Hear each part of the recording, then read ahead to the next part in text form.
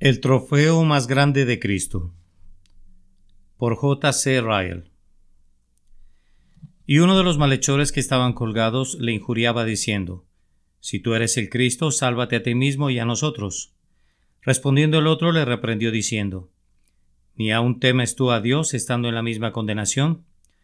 Nosotros a la verdad justamente padecemos, porque recibimos lo que merecieron nuestros hechos, mas éste ningún mal hizo. Y dijo a Jesús: Acuérdate de mí cuando vengas en tu reino. Entonces Jesús le dijo: De cierto te digo que hoy estarás conmigo en el paraíso. Lucas capítulo 23, versículos 39 al 43. Pocos pasajes en el Nuevo Testamento son tan conocidos como el que encabeza este capítulo. Contiene la muy conocida historia del ladrón arrepentido. Y es apropiado y bueno que estos versículos sean bien conocidos. Han reconfortado a muchas mentes atribuladas. Han dado paz a muchas conciencias intranquilas. Han sido un bálsamo terapéutico que ha sanado a muchos corazones heridos. Han sido medicina para muchas almas enfermas de pecado y han allanado las asperezas de muchos lechos de muerte. Donde quiera que se predique a Cristo, siempre serán honrados, amados y recordados. Quiero comentar algunos puntos dignos de notar acerca de estos versículos. Trataré de presentar las principales lecciones que pretenden enseñar. No conozco la manera particular de pensar de las personas en cuyas manos pueda caer este escrito, pero veo verdades en este pasaje que es imposible conocer demasiado bien. Aquí está el trofeo más grande que jamás se haya ganado Jesús. 1. El poder y disposición de Cristo de salvar al pecador. En primer lugar, su intención es que aprendamos de estos versículos acerca del poder y la disposición de Cristo de salvar al pecador. Esta es la doctrina principal para aprender de la historia del ladrón arrepentido. Nos enseña lo que debiera ser música para los oídos de todos los que la escuchan. Nos enseña que Jesucristo es grande para salvar. Le pido a cualquier lector que diga si conoce de algún caso que pareciera tener menos esperanza y ser más desesperante que el del ladrón arrepentido. Era un hombre malvado, un malhechor y un ladrón, si no es que un asesino. Lo sabemos porque solo esta clase de delincuentes eran crucificados. Estaba sufriendo un castigo justo por haber quebrantado las leyes, y así como había vivido malvadamente, parecía seguro de que así moriría porque cuando fue crucificado, al principio injuriaba a Jesús. Y era un hombre al borde de la muerte. Allí estaba, clavado en una cruz de la cual nunca bajaría con vida. Ya ni siquiera tenía fuerzas para mover las manos ni los pies. Sus horas estaban contadas. Lo esperaba el sepulcro. Solo había un paso entre él y la muerte. Si hubo alguna vez un alma al borde del infierno, fue el alma de este ladrón. Si hubo alguna vez un caso que pareciera perdido, sin salida e irremediable, fue el de él. Si hubo alguna vez un hijo de Adán del que el diablo se aseguró de hacer suyo, fue este hombre. Pero vea ahora qué pasó. Dejó de injuriar y blasfemar, comenzó a hablar de una manera completamente distinta, se dirigió a nuestro bendito Señor en oración, oró pidiendo a Jesús: Acuérdate de mí cuando vengas en tu reino. Le pidió que cuidara su alma, que perdonara sus pecados y hasta pensó en un mundo diferente. Verdaderamente este fue un cambio maravilloso. Y tome nota de la clase de respuesta que recibió. Algunos habrían dicho que era demasiado malvado como para ser perdonado, pero no fue así. Otros pensarían que era demasiado tarde. La puerta estaba cerrada y ya no había lugar para la misericordia. Pero vemos que no era demasiado tarde. El Señor Jesús le dio una respuesta inmediata. Le habló con bondad, le aseguró que ese mismo día estaría con él en el paraíso. Lo perdonó completamente, lo limpió totalmente de sus pecados, lo recibió por su gracia, lo levantó de las puertas del infierno y le dio el derecho a la gloria. Entre toda la multitud de almas salvadas, ninguna ha recibido una confirmación tan gloriosa de su propia salvación como este ladrón arrepentido. Revise la lista completa, desde Génesis hasta Apocalipsis, y no encontrará a nadie a quien se le hayan dicho palabras como estas: Hoy estarás conmigo en el paraíso. Creo que el Señor Jesús nunca dio una prueba tan completa de su poder y voluntad para salvar como la dio en esta ocasión. En la hora cuando parecía más débil, mostró ser un liberador poderoso. En el instante cuando su cuerpo sufría terrible dolor, mostró que podía sentir ternura por otros. En el momento cuando él mismo estaba muriendo, le dio vida eterna a un pecador. Entonces, ¿No es cierto que esto me da el derecho de decir que Cristo puede también salvar perpetuamente a los que por Él se acercan a Dios? Aquí tenemos la prueba. Si hubo alguna vez un pecador que estaba demasiado perdido como para ser salvo, fue este ladrón. No obstante, fue rescatado como un tizón arrebatado del incendio. ¿Acaso no tengo el derecho de decir que Cristo recibe a cada pobre pecador que acude a Él orando con fe y que no rechaza a nadie? He aquí la prueba de esto. Si hubo alguna vez un pecador que parecía demasiado malo como para ser salvo, fue este hombre. No obstante, las puertas de misericordia se abrieron de par en par para él. ¿Acaso no me da el derecho a decir, porque por gracia sois salvos, no por obras? No temas, cree solamente. He aquí la prueba de esto. Este ladrón nunca fue bautizado, no pertenecía a ninguna iglesia visible, nunca había participado de la cena del Señor, nunca realizó ninguna obra para Cristo y nunca dio dinero a la causa de Cristo, pero tuvo fe y entonces fue salvo. ¿Acaso no me da derecho a decir que aún la fe más reciente puede salvar el alma del hombre, si es auténtica? He aquí la prueba de esto. La fe de este hombre tenía menos de un día, pero lo condujo a Cristo y lo salvó del infierno. ¿Por qué habría de desesperarse alguno cuando un pasaje como este está en la Biblia? Jesús es el médico que puede curar los casos de personas desahuciadas. Él puede dar vida a las almas muertas y llamar a las cosas que no son como si fuesen. Que nadie se desespere nunca. Jesús sigue siendo el mismo hoy, tal y como lo fue tantos siglos atrás. Las llaves de la muerte y del infierno están en su mano. Lo que Él abre nadie lo puede cerrar. Que si sus pecados son más numerosos que los cabellos de su cabeza, que si sus hábitos impíos han crecido a medida que usted ha crecido y se ha fortalecido a medida que usted se ha hecho más fuerte, que si ha aborrecido lo bueno y amado lo malo todos los días de su vida, estas cosas por cierto son tristes, pero hay esperanza hasta para usted. Cristo lo puede sanar. Cristo lo puede sacar de su lamentable condición. El cielo no se ha cerrado para usted. Cristo puede franquearle la entrada si pone humildemente su alma en sus manos. ¿Han sido perdonados sus pecados? Si no, le presento este día una salvación completa y gratuita. Le invito a seguir los pasos del ladrón arrepentido. Venga a Cristo y viva. Le aseguro que Jesús es muy misericordioso y compasivo. Le aseguro que puede hacer por usted todo lo que su alma requiere. Aunque sus pecados fueren como la grana, como la nieve serán emblanquecidos. Si fueren rojos como el carmesí, vendrán a ser como blanca lana. ¿Por qué no habría usted de ser salvo como cualquier otro? Venga a Cristo y viva. ¿Es usted un creyente auténtico? Si lo es, debe gloriarse en Cristo. No se gloríe en su propia fe, sus propios sentimientos, su propio conocimiento, sus propias oraciones, sus propios recursos y su propia diligencia. Gloríese solo en Cristo. Ay, aún el mejor de nosotros sabe apenas un poco del Salvador misericordioso y poderoso. No lo exaltamos ni nos gloriamos en Él lo suficiente. Oremos pidiendo poder para ver más de la plenitud que hay en Él. ¿Procura alguna vez hacerles un bien a otros? Si lo hace, no se olvide de hablarles acerca de Cristo. Cuéntele al joven, al menesteroso, al anciano, al ignorante, al enfermo, y cuéntele al moribundo. Cuénteles a todos acerca de Cristo. Cuénteles de su poder y de su amor. Cuénteles de sus obras y de sus sentimientos. Cuénteles del peor de los pecadores y lo que está dispuesto a hacer hasta el último día que le queda de vida. Cuénteselos una y otra vez. No se canse nunca de hablar de Cristo. Dígales amplia y plenamente, libre e incondicionalmente, sin reservas y sin dudar, venga a Cristo como lo hizo el ladrón arrepentido. Venga a Cristo y será salvo. Número 2. Algunos son salvos en la hora de su muerte, otros no. La segunda lección que este pasaje quiere enseñarnos es que algunos son salvos en la hora de su muerte, otros no. Es esta una verdad que nunca debe ser pasada por alto, por eso me es imposible ignorarla. Es una verdad que se destaca claramente en el triste final del otro malhechor, con demasiada frecuencia olvidado. La gente olvida que había dos ladrones. ¿Qué pasó con el otro ladrón que fue crucificado? ¿Por qué no se apartó de su pecado y clamó al Señor? ¿Por qué siguió endurecido e impenitente? ¿Por qué no fue salvo?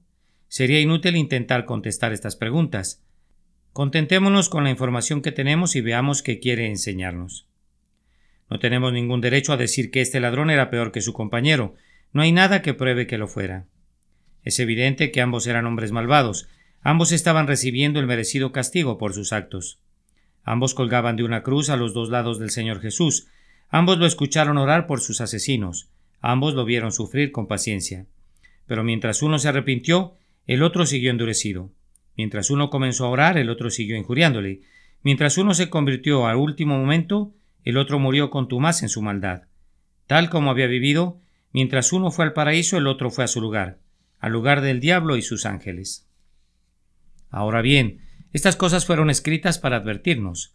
Hay una advertencia, al igual que un consuelo, en estos versículos, y es de hecho una advertencia muy seria. Me dicen y subrayan que aunque algunos se pueden arrepentir y convertirse en su lecho de muerte, no significa que todos lo harán. El lecho de muerte no siempre es un tiempo de salvación. Me dicen y subrayan que dos personas pueden tener las mismas oportunidades de hacerle bien a sus almas. Pueden estar colocadas en la misma posición, ver las mismas cosas y oír los mismos sonidos, y no obstante, solo una de las dos las aprovechan, se arrepienten, creen y son salvas. Me dicen sobre todo que arrepentimiento y fe son dones de Dios y que están fuera del poder del hombre, y que el que se engaña pensando que puede arrepentirse cuando lo escoja, elegir el momento cuando lo hará, buscar al Señor cuando le plazca, y como el ladrón arrepentido, ser salvo a último instante, tarde o temprano descubrirá que está muy equivocado. Y es bueno y provechoso tener en cuenta esto. Hay en el mundo una inmensa cantidad de ideas engañosas precisamente acerca de este tema. Veo a muchos que dejan que la vida se les vaya de entre las manos sin estar preparados para morir. Veo a muchos que admiten que debieran arrepentirse, pero siempre lo dejan para mañana. Y creo que una de las razones principales es que la mayoría cree que puede acudir a Dios cuando quiera. Se basan en la parábola de los obreros de la viña, que habla de la hora undécima, y la usan en la forma que nunca tuvo la intención de ser usada. Se enfocan en la parte placentera de los versículos que ahora estamos considerando, pero olvidan el resto. Hablan del ladrón que se fue al paraíso y se olvidan del que murió, cómo vivió y se perdió. Le ruego a cada uno que lee este escrito que use su sentido común y que tenga cuidado de no caer en el mismo error. Considere la historia de los hombres en la Biblia y vea cuán a menudo las ideas de las que he estado hablando se contradicen. Recuerde bien cuántas pruebas hay de que dos hombres hayan recibido el ofrecimiento de la misma iluminación y solo uno la aprovecha, y que nadie tiene derecho de tomarse libertades con la misericordia de Dios e imaginar que puede arrepentirse cuando a él le plazca. Vea a Saúl y a David. Vivieron más o menos en la misma época, escalaron el mismo rango en la vida, fueron llamados a la misma posición en el mundo, disfrutaron del ministerio del mismo profeta, Samuel, y reinaron la misma cantidad de años. Sin embargo, uno fue salvo y el otro se perdió. Vea a Sergio Paulo y a Galión. Ambos eran gobernantes romanos, ambos eran hombres sabios y prudentes en su generación, y ambos oyeron predicar a Pablo, pero uno creyó y fue bautizado, el otro no hacía caso de nada de esto. Observe el mundo a su alrededor. Fíjese lo que está sucediendo continuamente ante sus ojos. A menudo dos hermanas asisten a la misma iglesia, oyen las mismas verdades y escuchan los mismos sermones, y sin embargo solo una se convierte mientras que la otra permanece impávida. Puede ser que dos amigos lean el mismo libro cristiano. A uno le conmueve tanto que renuncia a todo para tener a Cristo. El otro no le ve nada de valor y sigue igual que antes. Centenares de personas han leído The Rise and Progress of Religion in the Soul Age por Doddridge, pero para Wilberforce significó el inicio de su vida espiritual. Miles han leído su libro Practical View of Christianity y no les ha afectado para nada. Pero cuando Leigh Richmond lo leyó, se convirtió en otro hombre. Nadie tiene el derecho de decir la salvación es por mi propio poder. No pretendo explicar estas cosas, solo se las presento como grandes hechos verídicos y le pido que las reflexione con seriedad. No me malinterprete, no quiero desanimarlo. Le digo estas cosas con todo cariño para advertirle del peligro. No las digo para apartarlo del cielo, al contrario las digo para atraerlo más y llevarlo a Cristo mientras pueda ser hallado. Quiero que se cuide de cualquier presunción, no abuse de la misericordia y compasión de Dios. Le ruego que no siga pecando, pensando que se puede arrepentir, creer y ser salvo cuando a usted le plazca, cuando quiera, cuando se le antoje. Siempre pondré delante de usted una puerta abierta. Siempre le diré mientras hay vida y esperanza, pero si quiere ser sabio no deje para después nada que concierna a su alma. Quiero que se cuide de dejar pasar los buenos pensamientos y las convicciones espirituales. Valórelas y aliméntelas, no sea que los pierda para siempre. Aprovéchelas al máximo, no sea que saquen alas y huyan volando. ¿Siente usted el deseo de comenzar a orar? Empiece a hacerlo inmediatamente. ¿Está disfrutando de alguna iluminación espiritual? Asegúrese de vivir en consonancia con esta iluminación. No juegue con las oportunidades, no sea que llegue el día cuando las quiera aprovechar y no podrá. No se rezague, no sea que obtenga sabiduría demasiado tarde. Quizá diga usted, nunca es demasiado tarde para arrepentirse. Respondo, es cierto, pero rara vez resulta así. Y digo más, si aplaza arrepentirse, no puede estar seguro de que alguna vez lo haga. Quizá diga usted, ¿por qué debiera tener miedo? El ladrón arrepentido fue salvo. Respondo, es cierto, pero vuelva a mirar el pasaje que le dice que el otro ladrón se perdió. Número 3. El Espíritu siempre guía de la misma manera a cada alma salvada. La tercera lección que quiere enseñarnos este pasaje es que el Espíritu siempre guía de la misma manera al alma salvada. Este es un punto que merece atención especial y que a menudo es pasado por alto. Las personas se fijan en que el ladrón arrepentido fue salvo cuando ya moría y no va más allá. No toman en cuenta las evidencias que este ladrón dejó tras de sí. No observan las pruebas abundantes que dio de la obra del Espíritu en su corazón. Y estas pruebas son las que quiero destacar. Deseo mostrar que el Espíritu siempre obra de una misma manera y que sea que convierta a una persona en una hora, como lo hizo con el ladrón arrepentido, o que lo haga gradualmente, como lo hace con otros, los pasos por medio de los cuales conduce las almas al cielo son siempre los mismos. Procuraré hacerle claro esto a todo el que lee este escrito. Quiero ponerlo en guardia. Quiero que se quite la idea generalizada de que hay algún camino fácil y divino al cielo desde el hecho de su muerte. Quiero que comprenda a conciencia que cada alma salvada pasa por la misma experiencia y que los principios principales de la fe del ladrón arrepentido son los mismos que los santos más ancianos que han existido. Veamos en primer lugar cuán fuerte fue la fe de este hombre. Llamó Señor a Jesús. Declaró su creencia que tendría un reino. Creyó que podía darle vida eterna y gloria, y creyéndolo le dirigió a su oración. Declaró que Jesús era inocente de todos los cargos que le eran imputados. Este dijo ningún mal hizo. Otros quizá pensaron que el Señor era inocente, pero este hombre al borde de la muerte fue el único que lo declaró abiertamente. ¿Y cuándo sucedió todo esto? Sucedió cuando toda la nación había rechazado a Cristo, gritando «Crucifícale, crucifícale». No tenemos más rey que César. Cuando los principales sacerdotes y fariseos lo habían condenado y declarado digno de muerte. Cuando sus propios discípulos lo habían abandonado y huido. Cuando colgaba débil, sangrando y muriendo en la cruz. Cuando fue contado entre los transgresores y considerado maldito. Esta fue la hora cuando el ladrón creyó en Cristo y le dirigió su oración. Podemos decir sin temor a equivocarnos que nunca se había visto una fe como esta desde la creación del mundo. Los discípulos habían visto señales y milagros poderosos. Habían visto la resurrección de un muerto mediante solo 3 palabras.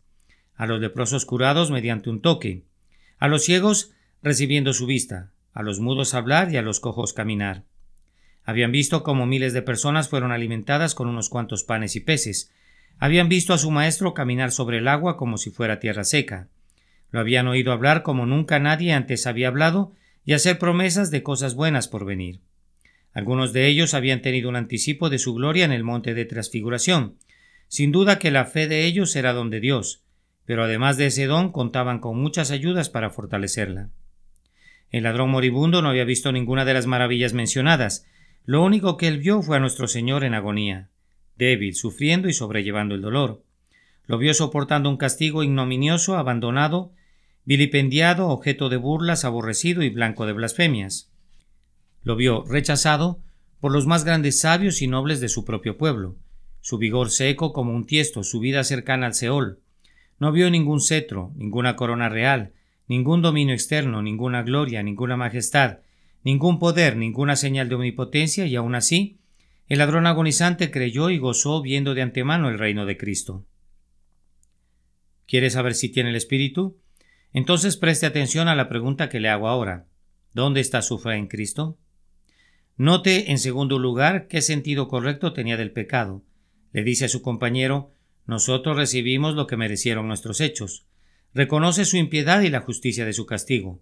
No hace ningún intento por justificarse o hacer excusas por su iniquidad. Habla como un hombre humillado y desgraciado al recordar sus iniquidades del pasado. Esto es lo que sienten todos los hijos de Dios, Están prontos para reconocer que son pobres pecadores que merecen el infierno. Pueden decir de corazón, al igual que con su boca, hemos dejado de hacer las cosas que deberíamos haber hecho, e hicimos las cosas que no deberíamos haber hecho, y no hay salud en nosotros. ¿Quiere saber si tiene el Espíritu? Entonces preste atención a la pregunta que ahora le hago. ¿Tiene conciencia de sus pecados? Veamos en tercer lugar el amor fraternal que demostró el ladrón hacia su compañero. Procuró conseguir que dejara de injuriar y blasfemar y que reaccionara. ¿Ni aún temes tú a Dios?, le dice. Estando en la misma condenación, ¿no hay mejor señal de gracia que esta? La gracia despoja al hombre de su egoísmo y lo lleva a identificarse con el alma de los demás. Cuando se convirtió la mujer samaritana, dejó su jarro y corrió a la ciudad diciendo: «Venid, ved a un hombre que me ha dicho todo cuanto he hecho. ¿No será este el Cristo?». Cuando se convirtió Saulo, fue inmediatamente a la sinagoga de Damasco y testificó a sus hermanos israelitas que Jesús era el Hijo de Dios. ¿Quiere saber si tiene el Espíritu? Entonces, ¿dónde está su caridad y amor por las almas? En suma, vemos en el ladrón arrepentido una obra consumada del Espíritu Santo. Podemos encontrar en el malhechor arrepentido cada parte del carácter del creyente. Con todo lo breve que fue su vida después de su conversión, usó el tiempo que le quedaba para dejar abundantes evidencias de que era hijo de Dios. Su fe, su oración, su humildad y su amor fraternal son testimonio indudable de la realidad de su arrepentimiento. No era un hombre arrepentido de palabra únicamente, sino de hecho y en verdad. Nadie piense entonces que porque el ladrón arrepentido fue salvo, que una persona puede ser salva sin dejar ninguna evidencia de la obra del Espíritu. Analice bien cada una de las evidencias que dejó este hombre y tenga cuidado. Evidencias al borde de la muerte. Es triste oír lo que la gente habla, a veces de lo que llaman evidencias en el lecho de muerte. Es muy penoso observar con qué poco se satisfacen algunas personas y qué fácilmente se pueden convencer a sí mismos de que sus amigos se han ido al cielo. Cuando su pariente ha muerto, comentan: dijo una oración tan hermosa un día, habló también de que estaba arrepentido por sus viejas costumbres y su intención de vivir de una manera distinta en este mundo, o que le gustaba que alguien le leyera o que orara por él. Y como tienen esto para alegar, parecen estar tranquilos teniendo la esperanza de que su ser querido fue salvo. Probablemente el nombre de Cristo nunca fue mencionado, tal vez tampoco se mencionó en ningún momento el camino de salvación, pero esto no les importa. Si habló de algo aparentemente espiritual, con eso se contentan. Ahora bien, no es mi deseo lastimar a nadie que lee este escrito, pero tengo que hablar claramente sobre este tema. Quiero decir de una vez por todas que, por regla general, no hay nada más insatisfactorio que las evidencias en el lecho de muerte. Se puede depender muy poco de los sentimientos que el hombre expresa cuando está enfermo y asustado. Con frecuencia, demasiada frecuencia, son el resultado del temor y no surgen de una convicción del corazón. Con frecuencia, demasiada frecuencia, son cosas dichas de memoria, habiéndolas escuchado de boca de pastores y de amigos preocupados no porque él mismo las sienta. Y no hay prueba más fuerte de esto que el hecho bien sabido de que muchas de las personas que prometen reformarse cuando están enfermas y por primera vez hablan de algo espiritual, si se recuperan, vuelven a su pecado y al mundo. Cuando alguien ha vivido una vida irreflexiva e insensata, quiero algo más que unas lindas palabras y buenos augurios cuando está en su lecho de muerte, como para convencerme acerca de la condición de su alma. No me basta con que me dejen leer la Biblia y orar junto a su cama, o que diga que no había pensado tanto como debiera acerca del Evangelio y que le parece que va a ser un hombre distinto si se mejora. Nada de esto me contenta, no me hace sentir tranquilo en cuanto a su estado. Está bien en lo que cabe, pero no es una conversión. Está bien en un sentido, pero no es fe en Cristo. No puedo ni me atrevo a sentirme satisfecho. Otros pueden sentirse tranquilos si quieren y decir que esperan que su amigo fallecido esté en el cielo. Por mi parte, preferiría quedarme callado. Estaría satisfecho con la medida más pequeña de arrepentimiento y fe del moribundo, aunque no fuera más grande que un grano de mostaza, pero contentarme con cualquier cosa menor que arrepentimiento y fe me parece casi una infidelidad. ¿Qué clase de evidencias piensa dejar usted acerca del estado de su alma? Siga el ejemplo del ladrón arrepentido y le irá bien. Cuando lo pongan en su ataúd, ¿será que tendrán que buscar palabras sin sentido y sobras de espiritualidad a fin de alegar que fue un verdadero creyente? No tengan que comentar vacilantes: espero que esté feliz. Un día habló tan lindo y en otra ocasión parecía tan complacido con aquel capítulo de la Biblia y decía que le gustaba tal o cual persona, que es buena gente. Ojalá podamos hablar con seguridad acerca de la condición de usted. Ojalá tengamos alguna prueba segura de su arrepentimiento, su fe y su santidad, de modo que nadie en ningún momento pueda cuestionar su condición. Tenga por seguro que sin esto, los que deja atrás no podrán tener un consuelo fehaciente acerca de su alma. Podemos valernos de una forma de religión en su funeral y expresar esperanzas benévolas. Podemos encontrarnos con usted a la entrada del cementerio y decir: bienaventurados de aquí en adelante los muertos que mueren en el Señor. Pero esto no alterará su condición. Si muere sin convertirse a Dios, sin arrepentimiento y sin fe, su funeral no será más que las exequias de un alma perdida y mejor sería que nunca hubiera nacido. 4. El creyente en Cristo está con el Señor cuando muere. Además, la intención de estos versículos es que aprendamos que el creyente en Cristo está con el Señor cuando muere. Podemos llegar a esta conclusión por las palabras del Señor al ladrón arrepentido: hoy estarás conmigo en el paraíso. Y tenemos una expresión muy similar en la epístola a los Filipenses, donde Pablo dice que su anhelo es partir y estar con Cristo. Diré poco sobre este tema. Se lo presento sencillamente para sus propios momentos de meditación en privado. Para mí, está lleno de consuelo y paz. Después de la muerte, el creyente está con Cristo. Eso contesta muchas preguntas difíciles que de otra manera intriga la mente curiosa e intranquila del hombre. La morada de los santos fallecidos, sus alegrías, sus sentimientos y su felicidad reciben respuestas en una sencilla expresión: están con Cristo. No puedo entrar a explicar completamente el estado separado de los creyentes que han partido. Es un tema elevado y profundo, tanto que la mente del hombre no puede ni abarcarlo ni imaginarlo. Sé que su felicidad se queda corta comparada con lo que será cuando sus cuerpos se levanten de nuevo en la resurrección en el último día y Jesús regrese a la tierra. Pero sé también que disfruta de un descanso bendito, un descanso de sus labores, un descanso de sus aflicciones, un descanso del dolor y un descanso del pecado. No puedo explicar estas cosas, pero estoy convencido de que serán muchos más felices que los demás lo fueron en la tierra. Veo su felicidad en este mismo pasaje: están con Cristo. Y cuando veo esto he visto todo lo que necesito ver. Si las ovejas están con su pastor, si los miembros están con la cabeza y si los hijos de la familia de Cristo están con Él, quien los amó y los sostuvo todo el trayecto de su peregrinaje en esta tierra, todo tiene que estar bien, todo tiene que estar perfecto. No puedo describir qué clase de lugar es el paraíso porque no puedo entender la condición de un alma separada del cuerpo, pero no pido una visión más resplandeciente del paraíso que esta, que allí está Cristo. Todo lo demás que podamos imaginarnos de lo que será este estado entre la muerte y la resurrección no son nada en comparación con Cristo. ¿Cómo está Él allí y de qué manera lo está? No lo sé. Solo ver a Cristo en el paraíso cuando mis ojos se cierren en la honra de la muerte me basta.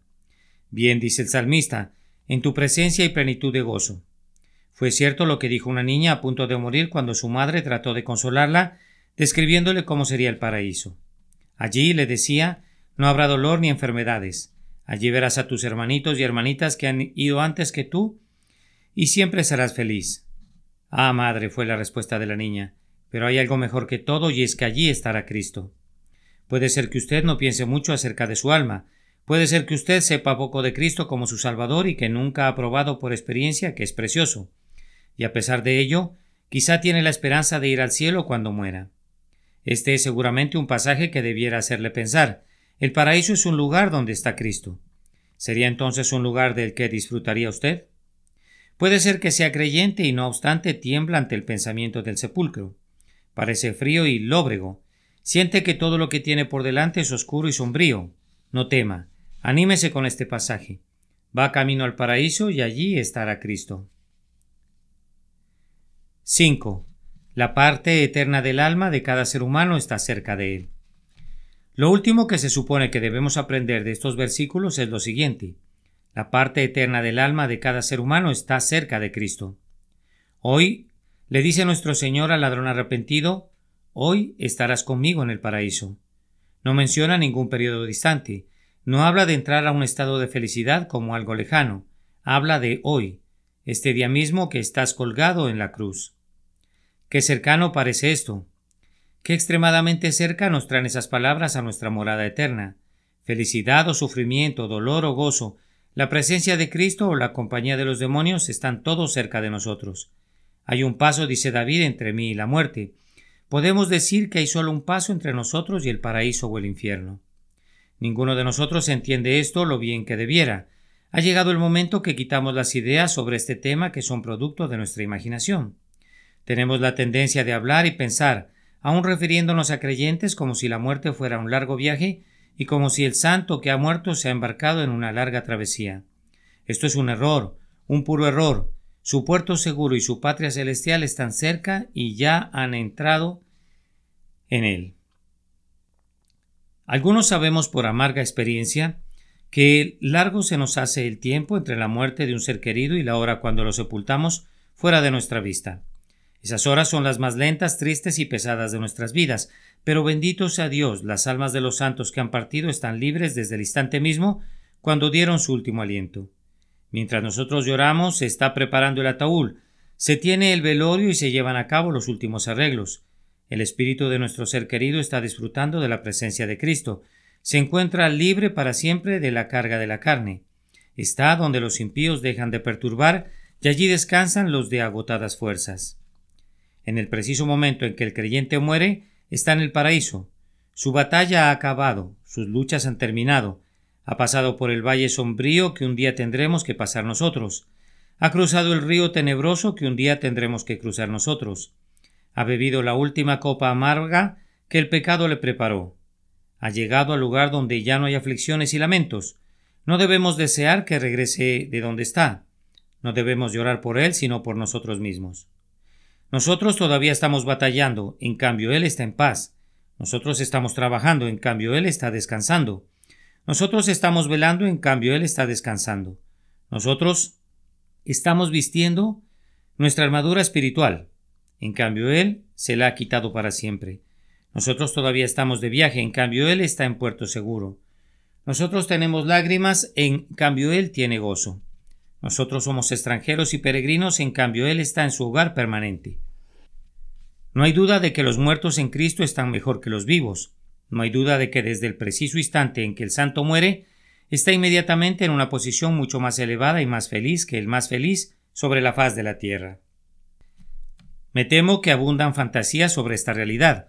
Me temo que muchos que no son católicos romanos y profesan no creer en el purgatorio, no obstante, tienen ideas extrañas sobre las consecuencias inmediatas de la muerte.